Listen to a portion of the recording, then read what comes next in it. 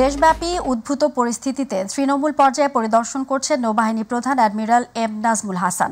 সকালে তিনি ভোলা জেলার সার্বিক নিরাপত্তা, আইন শৃঙ্খলা পরিস্থিতি, রাষ্ট্রীয় অবকাঠামোর সুরক্ষা এবং যৌথ বাহিনীর কর্মকাণ্ড পরিদর্শন করেন। ভোলা সার্কিট হাউস সম্মেলন কক্ষে তিনি নৌ কন্টিনজেন্ট, স্থানীয় প্রশাসন ও আইন শৃঙ্খলা রক্ষাকারী বাহিনী সহ সংশ্লিষ্ট সকলের সাথে মতবিনিময় করেন। পরে তিনি জানান, সশস্ত্র বাহিনী সবসময় জনগণের পাশে ছিল, আছে এবং ভবিষ্যতেও থাকবে।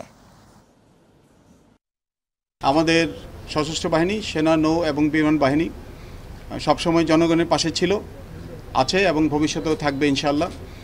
এবং আমরা বেসামরিক প্রশাসনকে যথাযথ সহায়তা প্রদান করে দেশের আইন শৃঙ্খলা রক্ষার স্বার্থে এবং বর্তমানে যৌথ বাহিনীর কার্যক্রম, যেটা অবৈধ অস্ত্র উদ্ধার এবং অন্যান্য আইন শৃঙ্খলা রক্ষাকারী বাহিনীর যে কার্যক্রম, সেই কার্যক্রমগুলিতে সহায়তা করে যাচ্ছি এবং যতদিন পর্যন্ত এটার প্রয়োজন হবে সরকারি নির্দেশনা মোতাবেক আমরা সেই সহায়তা প্রদান করে যাব ইনশাআল্লাহ।